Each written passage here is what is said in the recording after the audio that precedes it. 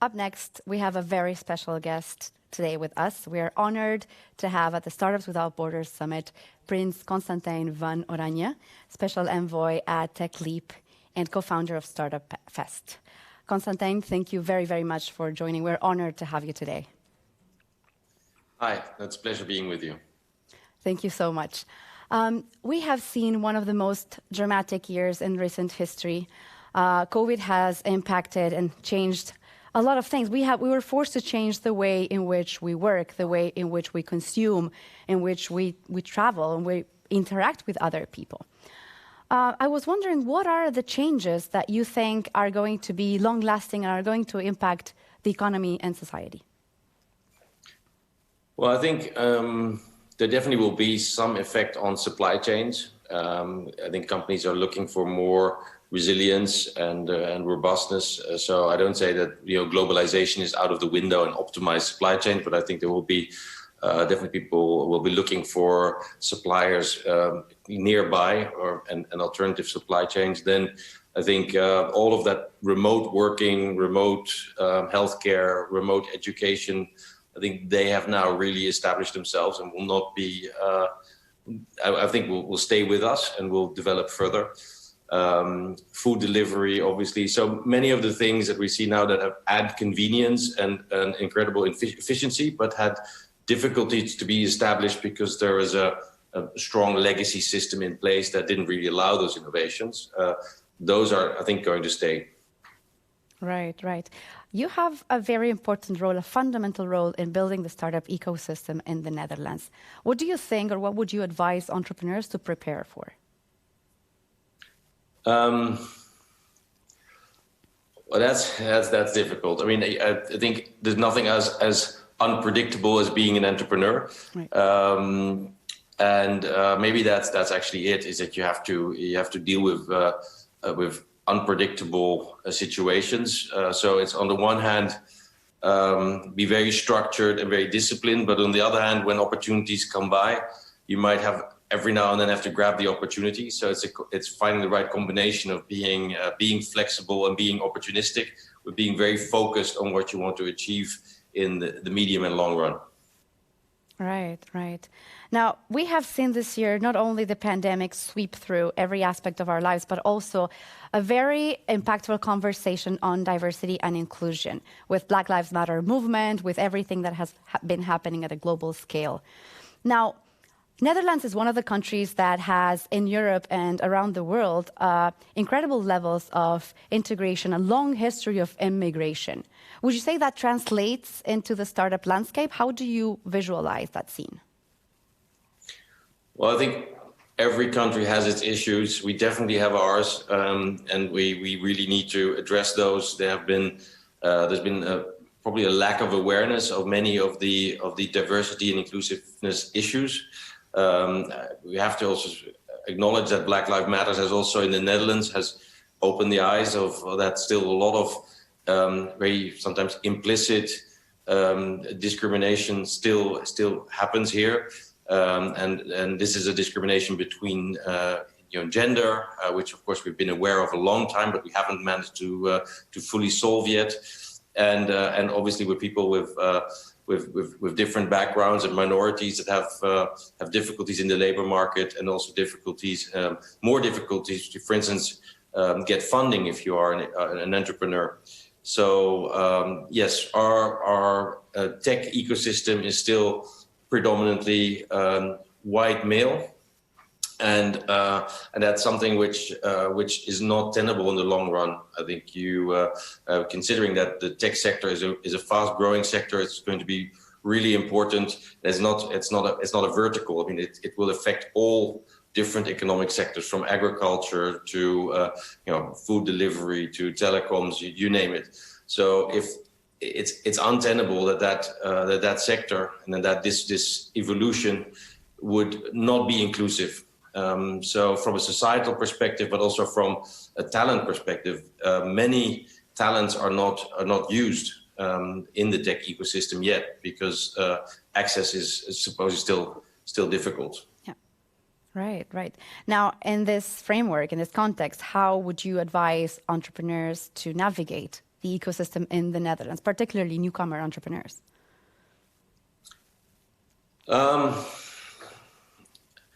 Well, starting a business is difficult everywhere, but the tech ecosystem is very open to newcomers. Actually, you'll see even also in Silicon Valley is that many immigrants are actually quite successful, relatively successful. I mean, maybe because they have more experience, they have experienced very big crisis often, and have managed to deal with that. So that can be an advantage. You know how to start, you know, to be independent. On the other hand, it's the disadvantage is you don't have the local networks, and that can be solved. I mean, there are co-work spaces, there are accelerators, there are all kinds of facilities for people that that create networks and give you the context that you might need. So it's looking for those. If you're a SaaS company, for instance, you could go and join SaaS Talk, or if you can go to events, to meetups. It is really important to get connected fast to some of the right people to move forward. Right. Now, how would you see the scene on the investment side? We talk a lot about the investor bias when it comes to gender. How do you see that happening in particular in the Netherlands? Well, it's a fact. So, and there is a lot of implicit bias. So we're actually working with the program Fundright. We're working with 43 venture capital funds in the Netherlands.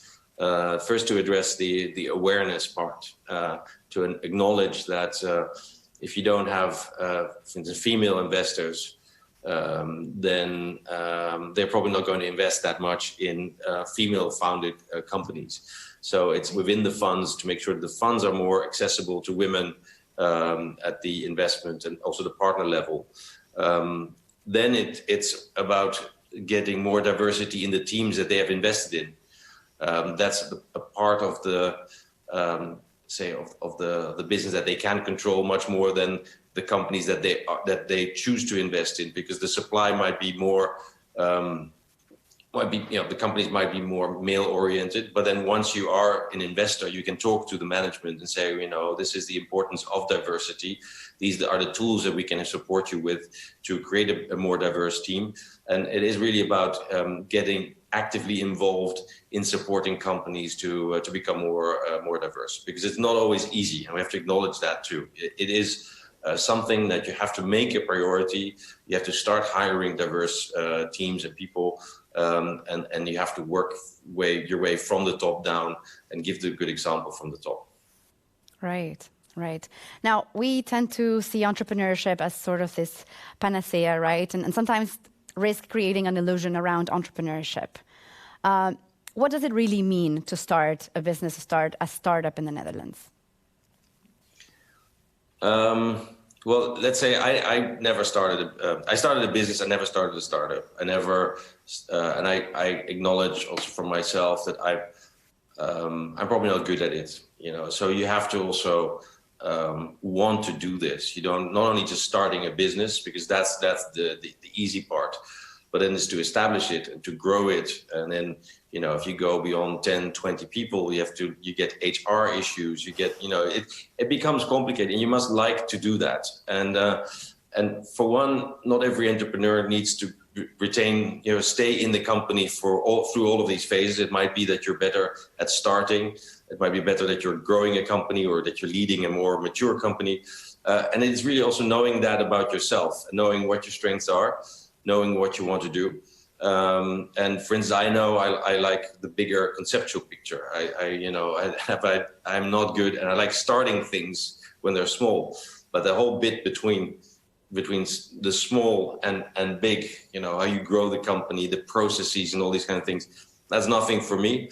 I'm sure that there are many people that have invented something, a technology that maybe have a scientific background and that are facing the same issues. They're starting this business. They know there's incredible potential, but maybe it's not for them to lead the company. Maybe it's for them to develop the product and to find someone else that grows the company for them.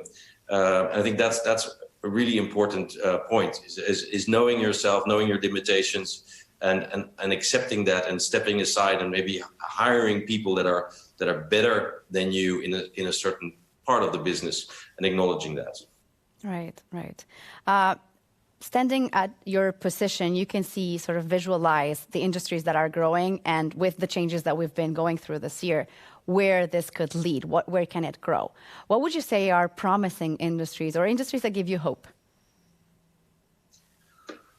Well, actually, all industries give me hope, at least, but these are sections of industry. So there's obviously a lot happening in healthcare, a lot in food. The whole food transition is happening, the energy transition. A lot of energy is going into energy storage, into new fuels.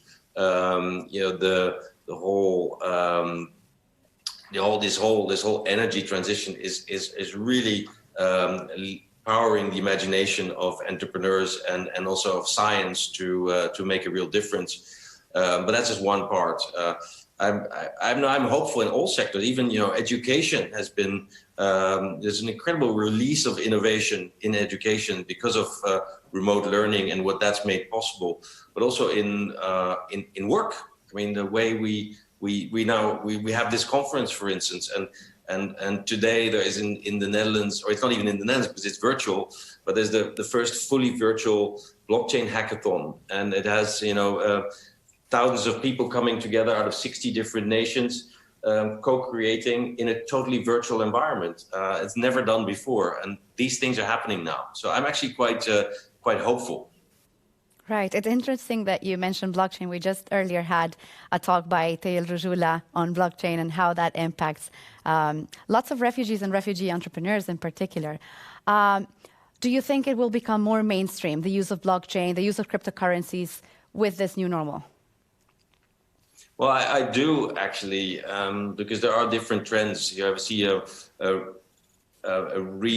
I would say renationalization, but you do see that globalization is being challenged and by localization. And on the other hand, there is something about self-sovereignty, which is really, really important. So communities that are not bound by a nationality and not bound by the traditional institutions. And obviously the freedom that a cryptocurrency gives you, or the freedom that self-sovereign identity gives you, because you're no longer bound to a national regime that allows you your identity, but that you actually have your own identity and you own it wherever you are, is super powerful. So I think that trend is definitely going to last for a while, and it's going to be potentially quite disruptive. But there's also, again, there's a lot of energy behind it and a growing community, and I think it definitely will be part of our whole internet and connected world in the future. Right. What's next for Techleap? What's next for you? What are you planning in the midst of this uncertainty? Well, we have a plan for the next few years, and that's pretty. I mean, the targets are pretty set. So we want to increase our available capital to startups that are based in the Netherlands by tenfold, and we want to make sure that the talent shortage in talent is reduced by 25%. So we have our fixed targets, and it's really about how to get there. And because of COVID, we changed tactics a lot. We also managed to work with the government, and the government released with parties and partners 500 million for deep tech companies, which was a sector, especially the pre-revenue deep tech companies, that was undercapitalized. So we really hope that that's going to be a boost. And we're working with institutional investors to invest more in the venture capital asset class. So that's another thing that we think can be re-emphasized. But we are basically what I was just saying. We are kind of a combination of opportunism and strategic focus. So we hold on to a point on the horizon, but when opportunities come to accelerate what we do, like COVID, we do that. And it's really our ambition to create in the Netherlands a connected ecosystem where we are no longer necessary, and where parties find each other, where the investors find the right startups, and where the accelerators actually talk to all those parties, to the universities, and universities are part of an integrated tech transfer system that is more professional and is churning out many more companies, but also companies at scale. And so it's really connecting all those dots and pointing them in the right direction. That's what we try to do at Techleap. Right, that sounds fantastic. I mean, the importance, we cannot state enough the importance of a strong ecosystem. Constantijn, thank you very, very much for joining us today. It's been an honor to have you at the Startups Without Borders Summit. Thank you for having me. And we didn't even really talk about refugee and migrants. And I do think you said we're sometimes hyping startups and knowing how the hardship that many migrants and refugees go through, and actually their choice to become entrepreneurs, and in that be leaders in their community is really, it's hard, but it's really powerful, and it's something we should embrace. And I thank you very much for the work that you're doing, and I hope that we can collaborate to build more successful businesses by migrants, so that they actually can fulfill their full potential and also be role models to others. We surely will. Thank you very, very much.